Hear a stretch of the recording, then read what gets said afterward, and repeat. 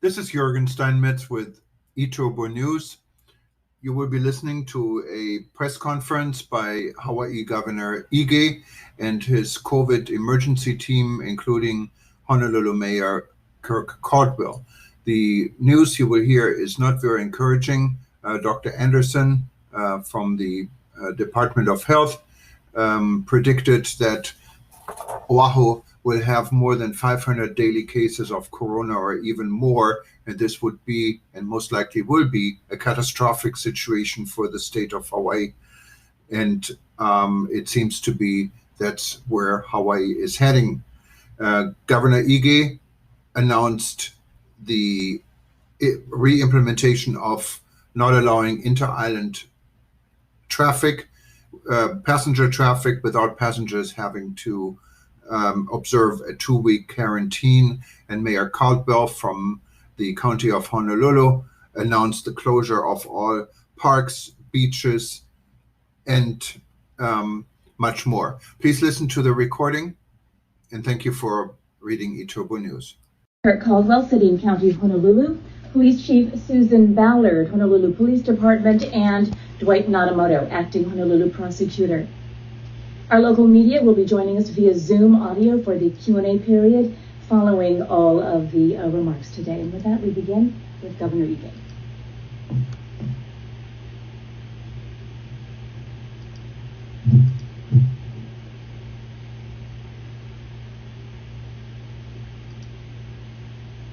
Good afternoon. Thank you for joining us.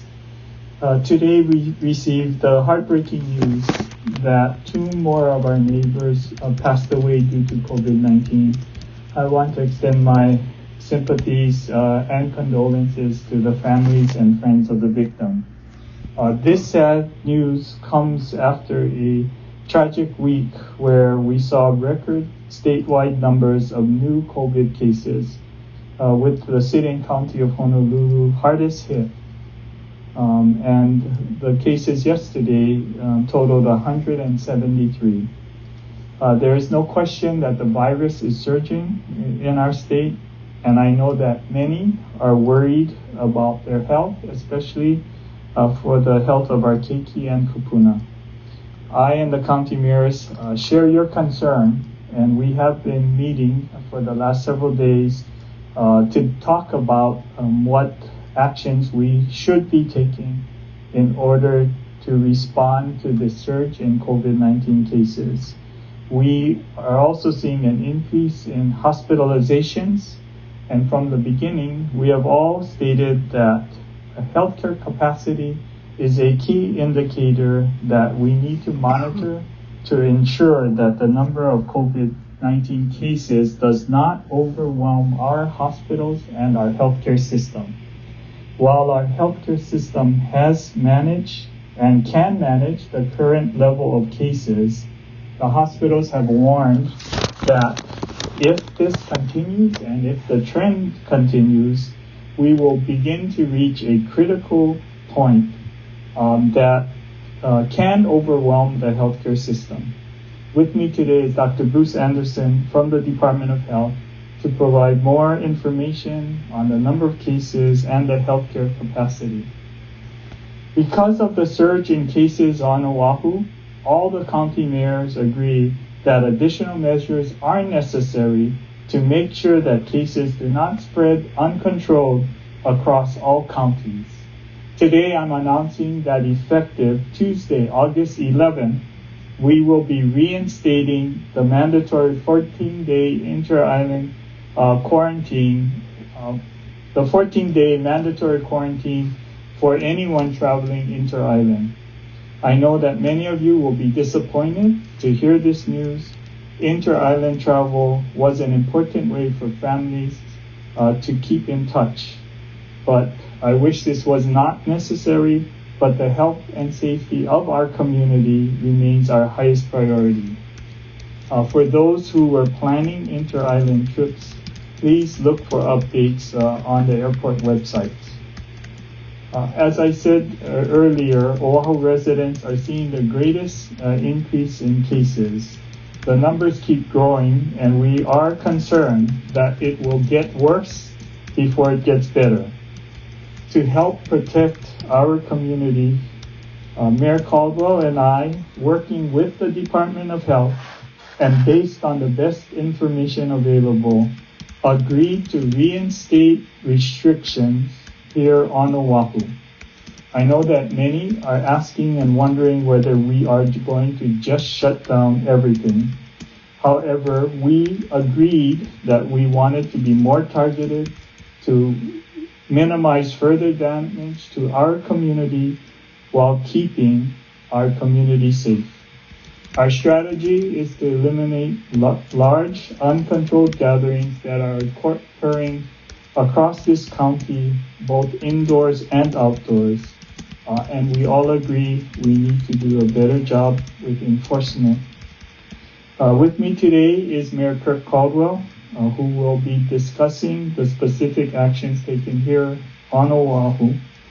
And with Mayor Caldwell, we have Honolulu Police Chief Susan Ballard and Honolulu Prosecutor Dwight Nadamoto to provide information on our county's efforts to make sure that people who are not complying with the new restrictions action will be taken.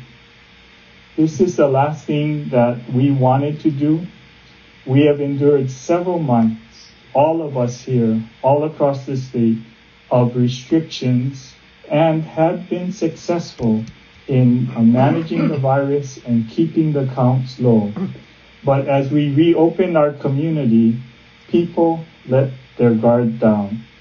It's been very disappointing, and I hate it when I see people not wearing masks, gathering in public places at the beach or in the parks, partying with no regard for the health and safety of our community. I know that everyone has been frustrated and we want to get back to normal, but we all still need to be vigilant.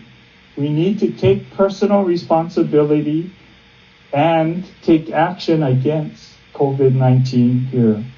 We all know that it is the only way for us to be successful. We have to all take personal responsibility and take every action that we can in the fight against COVID-19. That means wearing our mask, avoiding gatherings, staying home when we're sick, keeping our children home when they're sick. We have all worked together and we can only be successful as a community in this fight against COVID-19. So please take care of yourself, take care of each other, and most importantly, help to take care of our community. Thank you. Thank you, Governor. We'll go to Bruce Anderson, Director, Department of Health, next.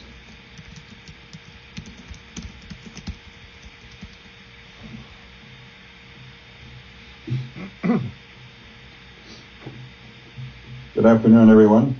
As the governor mentioned, we are continuing to see an alarming number of new positive cases, reaching about 200 today, with 2 tragic deaths yesterday.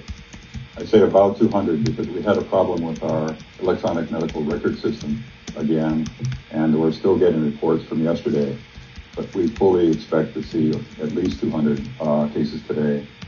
These cases are the continuation of the exponential rise we've seen over the last week, and with the increasing cases come more hospitalizations and more patients in intensive care. At this time, it's projected that our intensive care units at the hospitals on Oahu will be filled to capacity and overrun by the end of this month. Today, the number of hospitalized COVID patients is 117 statewide, and we have 115 of those here on Oahu. More than half, that is 53% of the ICU beds are filled, and that percentage will increase as more serious cases result from the new positive cases. We see approximately 10% of the cases in Hawaii end up in the hospital. The projections for the neighbor islands are better, but their hospital capacity is much more fragile, with less space and more limited capacity. We are approaching a healthcare crisis, and bold measures are needed now to stem the increase and the spread of COVID-19 in Hawaii. The current situation is actually much more serious than we projected when we anticipated increases as the state reopened. Over the last few weeks, we've seen a dramatic increase in community spread on Oahu. This increase has stressed public health infrastructure and threatens our ability to care for those who will need hospitalization on Oahu going forward. So bold and decisive measures must be taken now, and their impact will probably not be seen for at least 2 weeks and possibly as long as 4 weeks.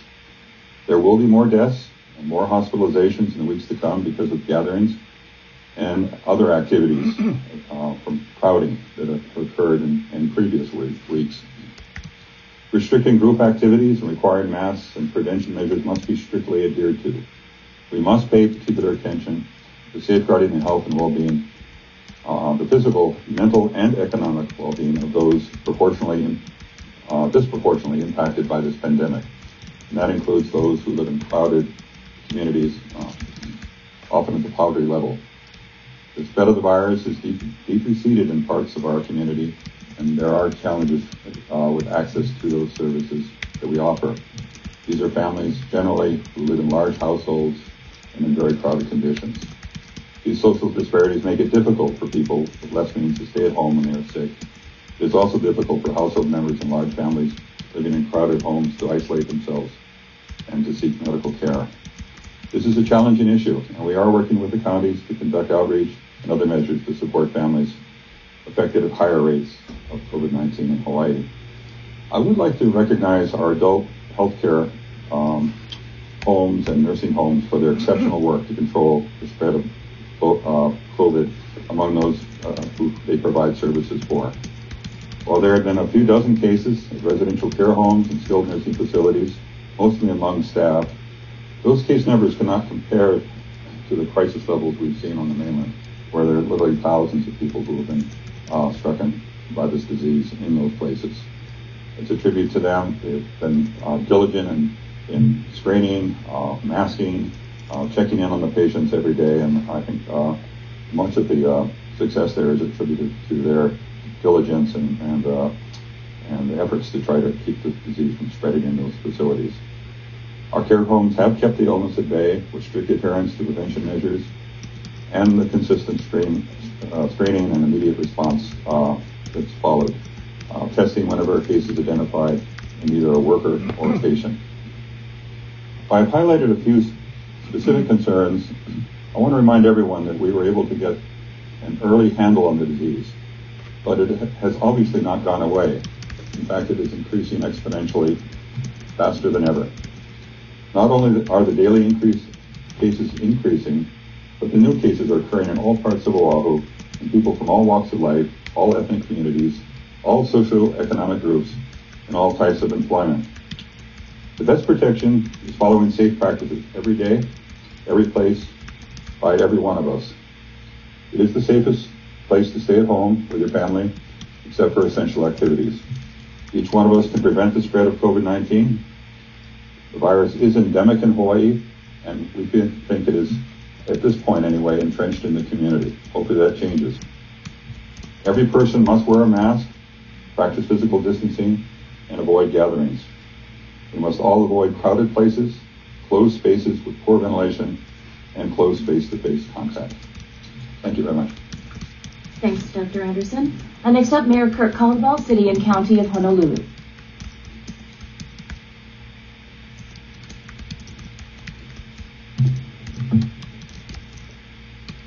Good afternoon and aloha. We spent a lot of time yesterday together, Governor Ige and his team and our team, to talk about next steps because of the surging number of cases on the island of Oahu.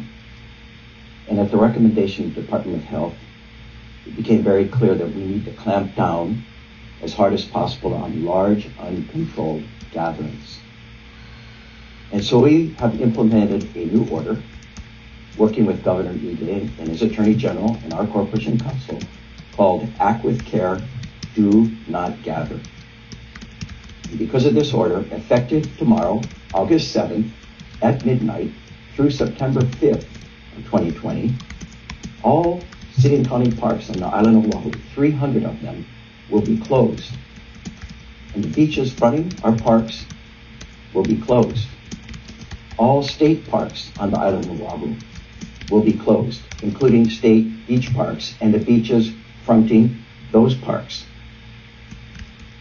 There will be no activities allowed on the beach or in the parks.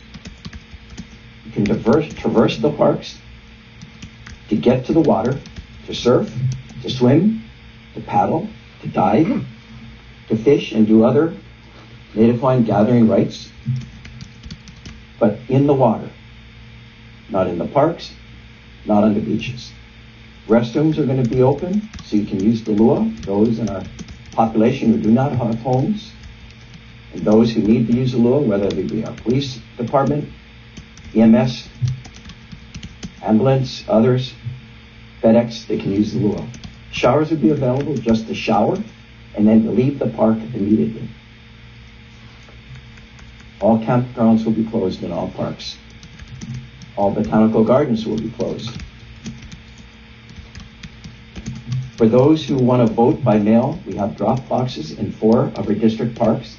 Those parking lots will be open through Saturday, August 8th, and then they will close along with all other parking lots will be closed effective tomorrow at midnight. And those parks are Kaneohe District Park, Kahuku District Park, Neil Blaisdell Park, and Waianae District Park. We want folks to be able to vote, and so these parking lots will be open so folks can drive in and drop off their ballots. Cocoa Head Shooting and Archery Range will remain open. All city pools will be closed. All private club pools will be closed. All private tennis courts, tennis clubs will be closed. Golf courses will remain open, but roll back to phase 1 golfing, both public and private courses. Also, the recommendation of the Department of Health, all team sports in any of our parks are suspended through September 5th of 2020. For indoor attractions, where it's more difficult to control gatherings over 10, the recommendation is that we close, and we are going to be closing all bowling alleys, all arcades, and all mini golf facilities. For fitness centers, where we've seen problems, both on Oahu and neighbor islands, and evidence around the country and the world, we're allowing fitness facilities to stay open, but there are going to be no group classes allowed. Also for restaurants, we're amending our order to comply with and conform with the state order. Those who are in the kitchen cooking must also wear face coverings. So what's open are things that we can control and where we've seen compliance. And that remains things like restaurants, personal services, whether it be hair salons, pedicure, massage, tattoo, spiritual services, museums, art galleries, movie theaters. But here's the other part of this order. I believe the most important part. And that is about enforcement, effective enforcement. On an island of 1 million people crowded together with the burdens that we're placing on the Honolulu Police Department, we're extremely grateful that Chief Susan Ballard and her police officers have stepped forward to do even more ramped up enforcement. At a time when we see other burdens being placed on them and where we see an increase in crime, they're willing to do more.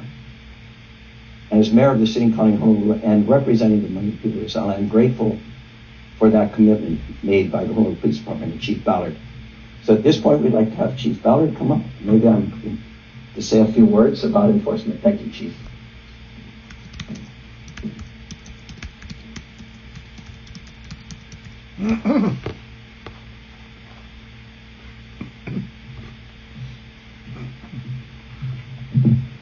Aloha, good afternoon.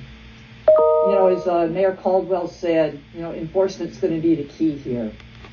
So what the police department has done is that we're going to be instituting a COVID enforcement hotline. And so the hotline will be open starting Sunday morning at 10 o'clock. The number will be 723-3900. And the email address to report, and these are only COVID enforcement complaints now, is hpdcovidenforce@honolulu.gov. These will be on our social media page, and we'll also be supplying them to the media so that we can get them out to the community. And if you see any violations of the emergency proclamation, we're asking you to please report them, and the police will respond.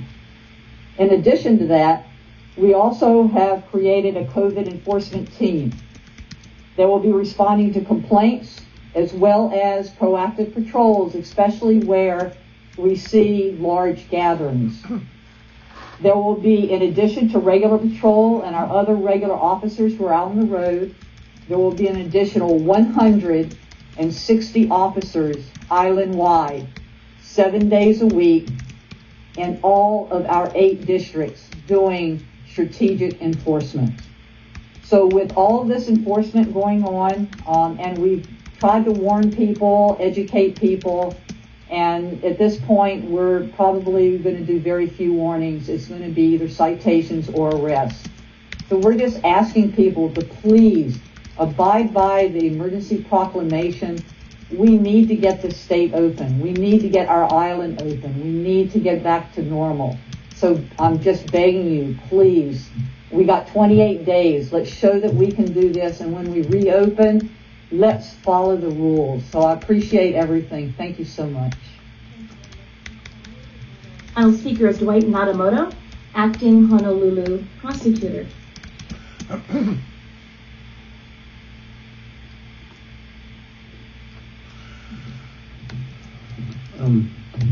Thank you for this opportunity.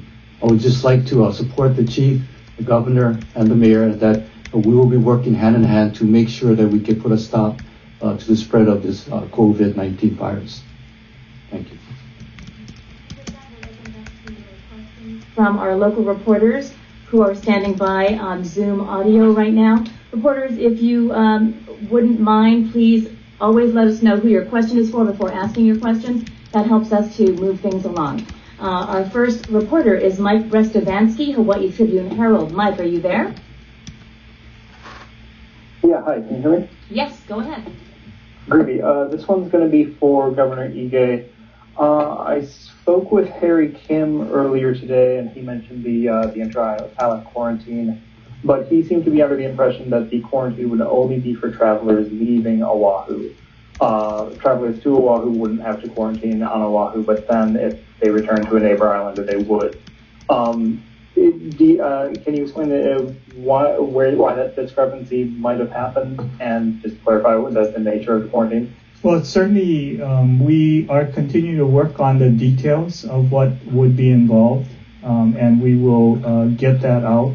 We did have a discussion, and the discussion was to reinstitute the inter-island quarantine on travel. So that was my intention, and that's my understanding. Thank you very much, Governor. Wendy Osher, Maui Now. Wendy, can you hear us? Hi, yes, this message is for the question is for Governor Ige. Given the recent infection of 2 contract workers on the island of Lanai, will contractors be removed from the exemption list, or will there be greater restrictions placed on who is allowed an exemption under the newly reinstated quarantine? There is a provision for essential workers being exempted, but it is clear that any exemptions would be allowed to perform the specific duties and work for which they're exempted, but they would be under quarantine outside of executing their official and essential business. So we'll be working with all of the counties to get consistency about those who would be exempted, and especially what the conditions when they are not performing the essential activities. Thank you, Governor. Ashley Mizuo, Hawaii Public Radio, you're next. Hi, thanks. This is for Director Anderson.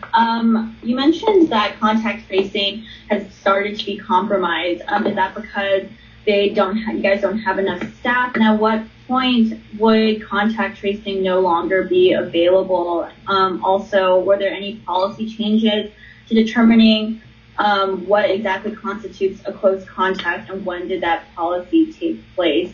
But most importantly, at what point would we stop contact tracing and be overwhelmed, and when do other states do that? First, let me say many states have long since stopped contact tracing, at least of every case. We intend to continue to contact trace all the cases we see, and also to follow up, of course, with quarantine and isolation on those who are identified. Our staff have been stressed over the last few days with the surge in cases. We just brought on 10 new people today, and the report I got back is there's a huge sigh of relief. Everyone can now take a little break and get some relief. So that's been very beneficial. But we have well over 100 staff working on this at the health department, and many staff and people trained in the wings to fill in as needed. And we will do that, of course, as necessary. With regard to the policies on contact tracing, our policies